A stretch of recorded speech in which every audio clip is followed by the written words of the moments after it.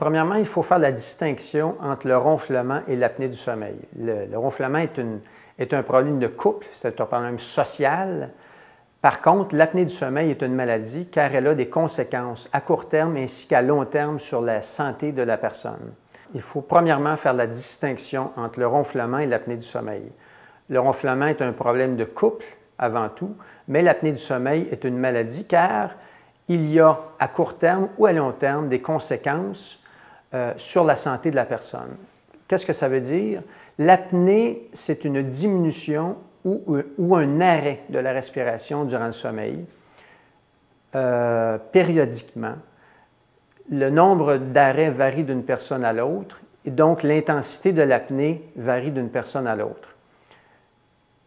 Ceci est responsable d'une diminution de l'oxygénation cérébrale au cours du sommeil, ce qui fait que la personne a un sommeil qui est moins réparateur, ce qui est responsable durant la journée de périodes de fatigue, de somnolence, de maux de tête fréquents, surtout le matin, et ceci affecte la qualité ou la production de la personne, la productivité de la personne à son travail. Donc, les conséquences de l'apnée à long terme peuvent avoir un lien avec les maladies cardiovasculaires. Alors, pourquoi doit-on traiter l'apnée? Ce n'est pas seulement pour améliorer la qualité de vie à court terme, c'est-à-dire de s'assurer que la personne soit plus productive ou évidemment plus confortable durant la journée, mais aussi il est bien connu qu'une personne qui a de l'apnée et qui a également des risques de maladies cardiovasculaires, la personne qui aura donc de l'apnée augmente de façon significative ses risques d'avoir des problèmes à long terme. Il est donc essentiel d'identifier la présence de l'apnée et de le traiter le plus tôt possible lorsque la personne se présente à nous.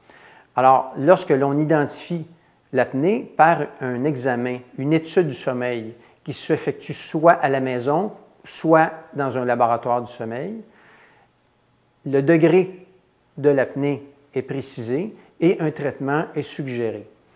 Contrairement au ronflement qui bénéficie d'une approche chirurgicale fréquemment, l'apnée du sommeil se traite principalement par l'usage d'un appareil qu'on appelle un CPAP, c'est-à-dire un appareil qui s'assure de garder les voies respiratoires ouvertes lorsque la personne dort, justement. Alors, cet appareil est d'une fonction assez simple et porté au cours de la nuit, à long terme, ce qui empêche le collapse des voies respiratoires lors du sommeil.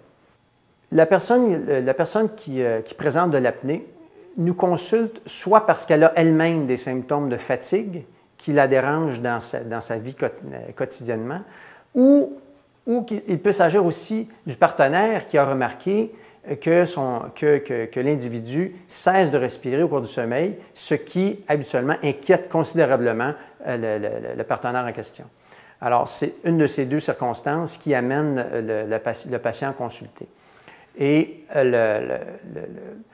l'examen pour déterminer s'il y a ou non de l'apnée est très simple et effectué à la maison, c'est-à-dire que la personne effectuée soit à la maison ou dans un laboratoire, c'est-à-dire la personne utilise certains capteurs qui sont installés d'une façon très confortable et très simple. La personne utilise l'appareil d'enregistrement au cours de la nuit et ceci nous donne le profil ainsi que l'architecture du sommeil de la personne, ce qui nous permet de déterminer si oui ou non il y a de l'apnée du sommeil. La première chose à déterminer avant de proposer un traitement est de quantifier, c'est-à-dire d'évaluer quel est le degré de l'apnée, c'est-à-dire de déterminer le nombre de fois que la personne aura des événements respiratoires au cours de son sommeil et de pouvoir lui proposer justement le meilleur traitement. Je parlais à l'instant du CPAP. Par contre, il y a d'autres procédures qui peuvent améliorer aussi la qualité de sommeil. La personne peut faire usage d'une prothèse d'avancement mandibulaire qui est ajustée à ses besoins, ce qui peut améliorer effectivement la qualité de sommeil, donc de diminuer les symptômes d'apnée. La chirurgie en soi n'est pas le premier traitement proposé.